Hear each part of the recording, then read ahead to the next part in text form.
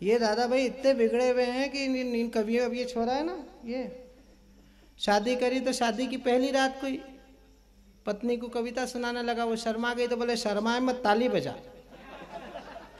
अब वो ताली बजा रही है, यहाँ कविता सुना रहा है, बताओ अब इनकी गृहस्थी आगे बढ़ेगी। वो नेपाली मेरे 5 बच्चे बता रहा था, बताओ, जबकि मेरे वैलिड 3 ही है। और मेरे बच्चे वो बता रहा है जिसको खुद के नहीं पता है कि अपने घर कितने हैं, क्योंकि हम तो कविता सुना के घर चले भी जाते हैं तो सीटी बजाता रहता, जागते रहो।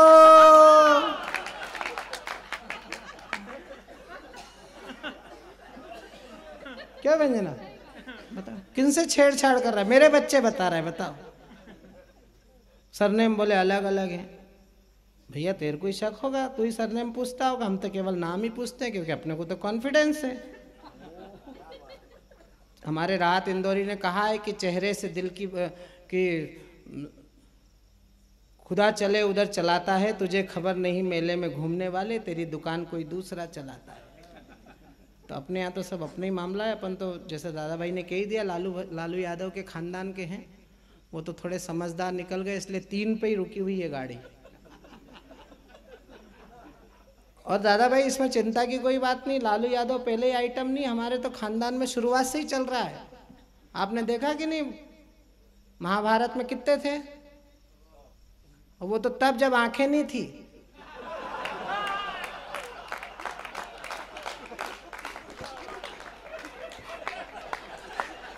दादा भाई अगर उसकी आंख होती तो अपन सब अभी उसी के होते।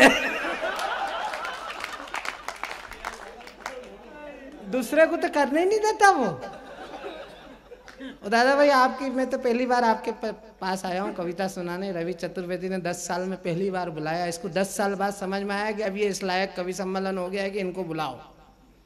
ये कृपा है पंडित जी की, वरना लोग तो मेरे को, अभी तो मैंने ठीक है 30-32 साल हो गए।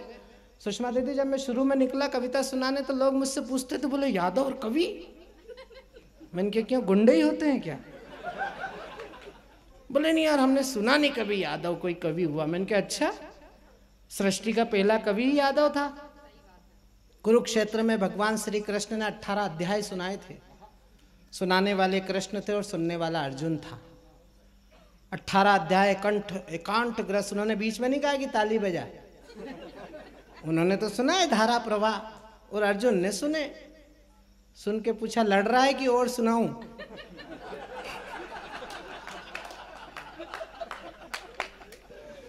तो दादा भाई अर्जुन ने वो हथियार उठाए, बोले लड़ के मरना ज्यादा ठीक है।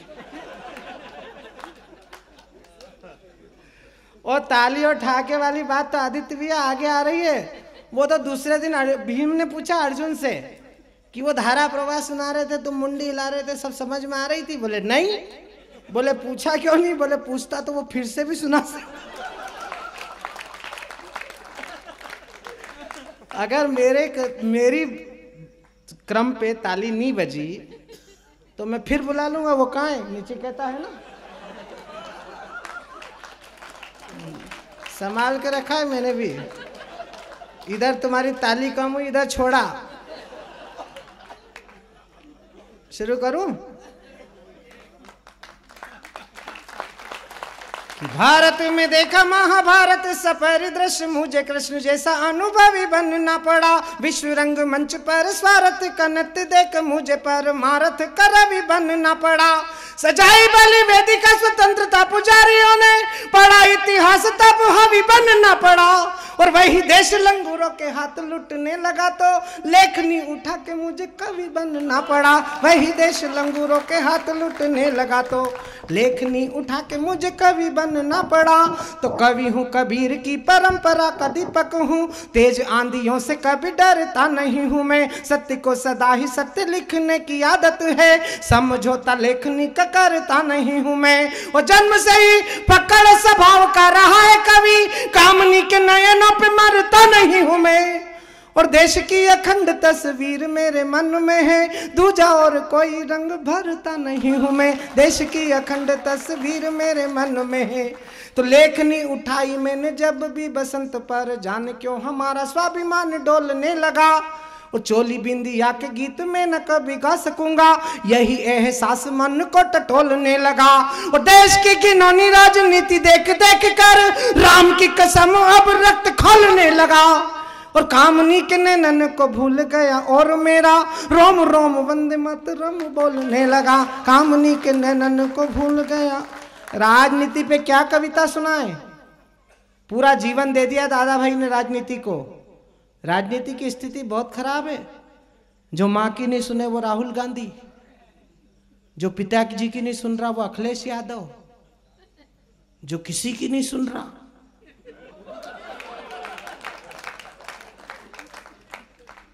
भाई साहब ने सुनाया था ना नोटबंदी का 8 नवंबर को।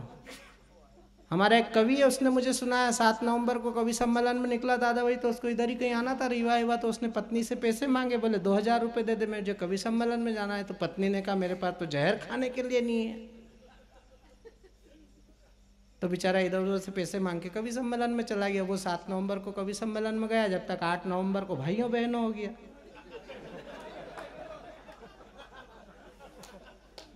9 नवंबर को वो घर लौटा तो वो तो वहां तो विलाप चल रहा, जोर जोर से दहाड़े मार मार के रो रही उसकी औरत। बोले क्या हो गया? बोले तुमको मालूम नहीं भाइयों बहनों हो गया।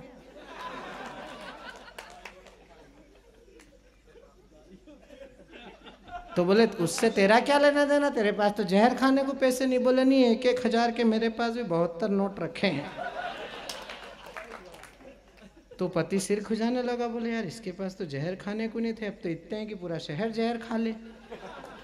लेकिन वो पति का ध्यान गया तो उसकी सब हास्य रस की कविताएं गुमसुम हो गई। उसने कहा 7 तारीख को तो इसके पास जहर खाने को पैसे नहीं थे और 8 तारीख को मैं घर पे नहीं था।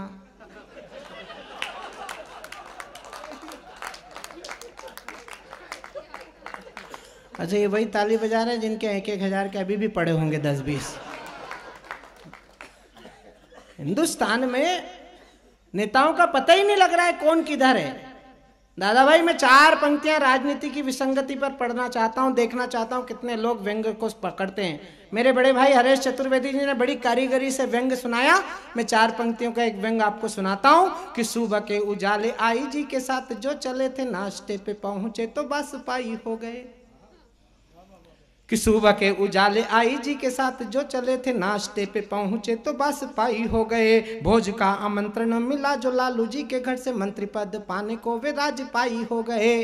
और चाय पे मिले बिहार के ये कुछ गांधीवादी, समता के चक्कर में समताई हो गए। और बरसों का बेरश्वान बिल्ली का भुला के यहाँ राम के विरोधी राम के ही भाई हो गए। बरसों का बेरश्वान बिल्ली का भुला के यहाँ। अब व्यंग्य की शुद्ध 4 पंक्तियां पढ़ रहा हूं, गांधी जयंती के दिन पढ़ रहा हूं। अब आपका आशीर्वाद चाहता हूं कि गांधी जी के हाथ एक लाठी स्वाभिमान की थी, जिसे चाटुकारिता की चाह ने गिरा दिया। गांधी जी के हाथ एक लाठी स्वाभिमान की थी, जिसे चाटुकारिता की चाह ने गिरा दिया। गांधी त्याग तपशीलता की प्रतिमूर्ति थे, कुर्सियों की चाह वाली राह ने भुला दिया। और अहिंसा का आचरण पहन लंगोटी घूमे, बेटों ने हिंसा वाली आग में जला दिया। और राम नाम जिनकी आत्मा के मूल प्राण बने, कुर्सियों ने उसी राम नाम को भुला दिया। राम नाम जिनकी आत्मा के मूल प्राण बने, कुर्सियों ने उसी राम नाम को भुला दिया। और 4 पंक्तियां पढ़ रहा हूं, ये उस सरकारों में भी सही थी जब दादा भाई की पार्टी की सरकार केंद्र में थी, और आज ये तब भी सही है जब इनके विरोध की 6 साल की पुरानी सरकार है। लेकिन अगर मैं सच कह रहा हूं तो फिर मैं आपका आशीर्वाद चाहता हूं कि कैसा सूरज उगाया आपने विकास का, कि झोपड़ी का टिमटिमाता दीप भी बुझा दिया। हंसने हंसाने की तो बात गुमसुम हुई, नौन तेल लकड़ी के भाव ने रुला दिया। वो सारी दुनिया ने उंगली उठाई आप पे, तो सारी दुनिया ने उंगली उठाई आप पे, तो आपने तो देश को अंगूठा ही दिखा दिया। और कैसी योजना बनाई बड़ी, रोज महंगाई गरीबी मिटाना थी, गरीब को मिटा दिया। कैसी योजना बनाई बड़ी, रोज महंगाई। केवल राजनीति का मतलब ये कि एक धारा महात्मा गांधी को गाली देती है, दूसरी धारा भगत सिंह के बलिदान को कहीं ना कहीं कम आंकती है। लेकिन कवि निष्पक्षता के साथ खड़े होकर अपना पूरा जीवन सामाजिक क्षेत्र में अपव्यय करने वाले एक बड़े राजनेता के समक्ष अगर ईमानदारी से 4 पंक्तियां कह दे तो मैं ईमानदार श्रोताओं की तालियां चाहता हूं कि कतरा भी जिनको बपोती में मिला नहीं था, वे ही सागर की गहराई नापने लगे। जरा गांधी जी को गाली देने वालों का चरित्र नापना कितने इंच के हैं। वो महात्मा गांधी को गाली देते हैं और उत्तर प्रदेश में 2-2 बार मुख्यमंत्री बन जाते हैं। अब तो ये हवा मध्य प्रदेश की राजधानी तक पहुंच गई। तब मैं इशारे से पंक्तियां कह रहा हूं, मेरे मन का गुस्सा अगर आपके मन का छाला फोड़ दे तो फिर मैं आपका आशीर्वाद चाहता हूं कि कतरा भी जिनको बपोती में मिला नहीं था, वे ही सागर की गहराई नापने लगे। 2 दिन भी धूल भरी राह पे चले नहीं और हिम शिखरों की वे ऊंचाई नापने लगे। वो जाति पंथ धर्म देश बांट के भरा ना पेट, नेता मेरे आज के शहीद बांटने लगे। और जिन्हें खुद के सगे पिता का भी पता नहीं था, वो गांधी और भगत का चरित्र बांचने लगे। जिन्हें खुद के सगे पिता का भी पता नहीं था, तो शहीदों को व्यर्थ मेनकों से मेरे नेतागण वरना चरित्रों से एक सीख लेंगे हम। वो प्राण दे के देश को बचाया जिन सपूतों ने, उनके सम्मान में न कोई भीख लेंगे हम। वो मातृभूमि को पड़ी जरूरत जो रक्त की, तो बूंद बूंद रक्त से हर कण सींच देंगे हम। और अब के जुबान खोली कुर्सी वालों आपने, तो राम की कसम मुँह जुबान खींच लेंगे हम। अब के जुबान खोली कुर्सी वालों आपने, तो क्लेश को मिटा दे, विद्वेष को मिटा दे और प्यार को जगा दे। हमें ऐसी वाणी चाहिए, दुख दर्द को भुला के प्यार का सुमन खिला दे। यारो ऐसी प्यार की कहानी हमें चाहिए, वो गिरतों को थाम लेना, रुकने का नाम ले जो। यारो ऐसी एक जिंदगानी हमें चाहिए, और देशद्रोहियों का सीना आगे बढ़ के चीर दे जो। ऐसी जोरदार अब जवानी हमें चाहिए, देशद्रोहियों का सीना आगे बढ़ के चीर दे जो। हमारी व्यंजना जी बता रही थी कि बहनों का सम्मान क्या। हिंदुस्तान में तो हमने मात्र शक्ति कहा है हमेशा। नवरात्रि में 9 दिन शक्ति की आराधना होती है। पुरुष की तो क्या औकात है, ये तो बेचारा है ही सहन शक्ति। धन चाहिए लक्ष्मी के पास जाओ, बुद्धि चाहिए सरस्वती के पास जाओ, शक्ति चाहिए तो दुर्गा के पास जाओ। आदमी के पास है ही क्या? कुछ नहीं है सहन शक्ति। अभी घर जाओगे जब मालूम पड़ेगा, जब भगवती छाती पे पैर रख देगी कि भोलेनाथ कहाँ रोते फिर रहे थे 2 बजे तक, फिर वहां दादा भाई भी नहीं बचा पाएंगे।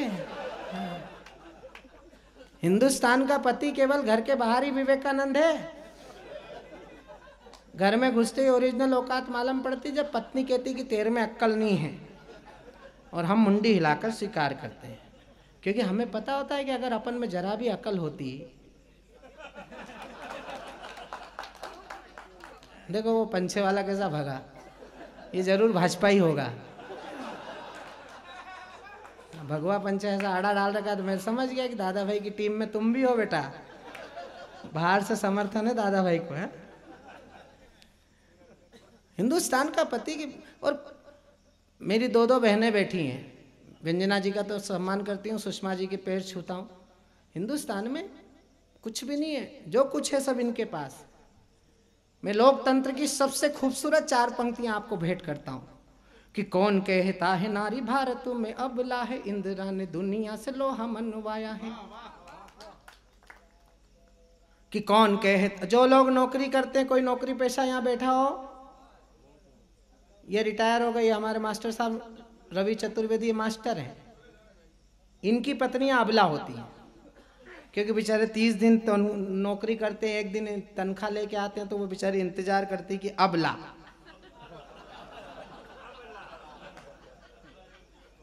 हम कवि, ये नेता, ये व्यापारी, ये पुलिस वाले, हम सब की पत्नियां सबला होती हैं। दिन भर में मार ठोक के जो घर ले जाते हैं तो वो ये नहीं पूछती कवि सम्मेलन कैसा रहा, वो तो कहती सबला। अब पंक्तियां सुनना, अच्छा लगे तो फिर मैं आपकी तालियां चाहता हूं। और हमारी बड़ी बहन सुषमा जी आज पहली बार कवि सम्मेलन में फंसी हैं।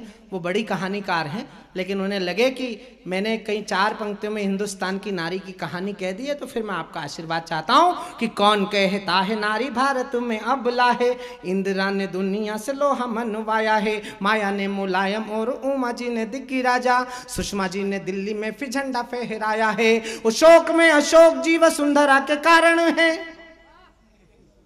शोक में अशोक जी वसुंधरा के कारण है, सोनिया ने मनमोहन से देश चलवाया है, और अच्छे अच्छे पहलवान पति भी न बन सके, प्रतिभा ने राष्ट्रपति बन के दिखाया है। अच्छे अच्छे पहलवान पति भी न बन सके, तो सारे पति आज से ये तय करके ये जाना, इनके हुक्म तुम्हें सदा ही बजाना है।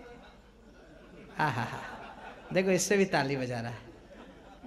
वारे पति, तेरी इतनी दुर्गति कि अपनी मूर्खता पे सार्वजनिक रूप से ताली बजा रहा है।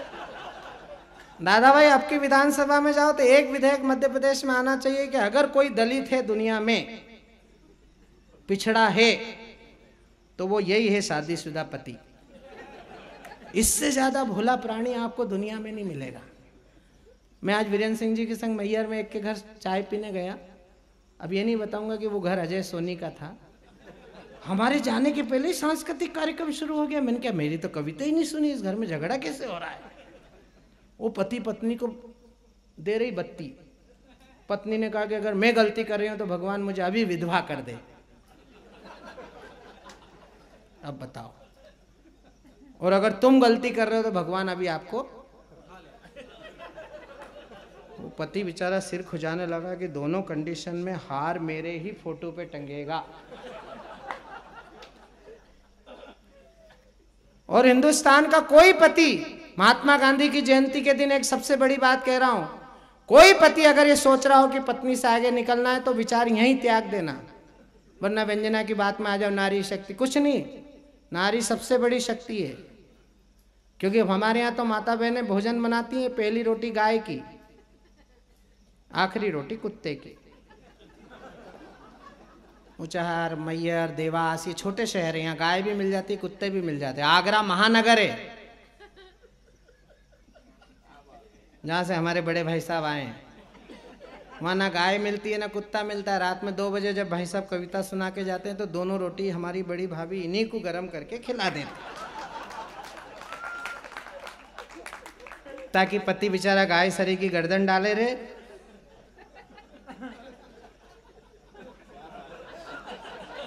अच्छा, तुमने ताली बजा के बता दिया कि तुम्हारी भी लोकल रेपुटेशन यही है, लेकिन मैं इशारा कर रहा हूं, कविता इशारा करती है, इशारा समझ जाओ तो फिर मैं आपका आशीर्वाद चाहता हूं कि सारे पति आज से ये तय करके ये जाना, इनके हुक्म तुम्हें सदा ही बजाना है। नारी ये प्रधान सारा देश होने जा रहा है, प्रीत वाले गीत तुम्हें इनके ही गाना है। और दिन को ये कभी कभी रात कहने लगे तो आपको तुरंत तारे गिन के बताना है। और 2 पल की देरी यदि की अगर तो समझो कि घर में भी राष्ट्रपति शासन लगवाना है। 2 पल की देरी यदि की अगर तो समझो कि, तो भारतीय नारी तू चरित्र की पुजारी, यदि गिरा तेरा मान जग मान घट जाएगा। सीता के सतीत्व से ही धरती फटी थी, यदि गिरा ये चरित्र आसमान फट जाएगा। और रावण की मानसिकता को दोष देना नहीं, रावण की मानसिकता को दोष देना नहीं, पार लक्ष्मण रेखा की तो दुष्ट हर जाएगा। और मांग के सिंदूर संग सौदेबाजी की अगर तो नैना साहनी शाही तंदूर निगल जाएगा। मांग के सिंदूर संग सौदेबाजी की अगर तो। और एक छंद सुना रहा हूं, बड़े भैया हरेश भाई से आशीर्वाद लेकर आपके हृदय स्थली पर रखता हूं कि लाखों नए नाए तपी राजनीति के तंदूर, हम प्रेरणा के शीतल धार बन जाएंगे। महात्मा गांधी का विचार याद रखना, लाल बहादुर शास्त्री का संकल्प याद करना कि लाखों नए नाए तपी राजनीति के तंदूर, हम प्रेरणा के शीतल धार बन जाएंगे। विधि के विधान ने कुरूप कई चेहरे किए, हम उजड़ी मांगों के श्रृंगार बन जाएंगे। और इंद्र के पापों की सजा न कोई अहिल्या भोगे, इंद्र के पापों की सजा न कोई अहिल्या भोगे, हम तारणहार श्री राम बन जाएंगे। और द्रौपदी के चीर पे दुशासन की हो नजर तो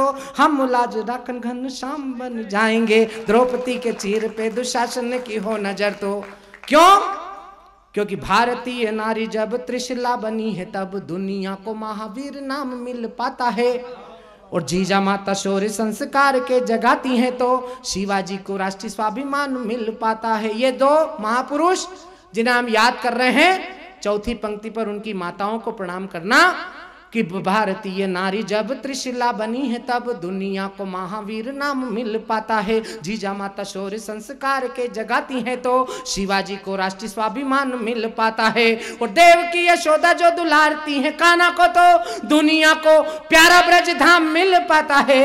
और केकई कौशल्य तपती है जब तपस्या में तो दुनिया को पूजने को राम मिल पाता है। केकई कौशल्य तपती है जब तपस्या में तो दुनिया को पूजने को राम मिल पाता है।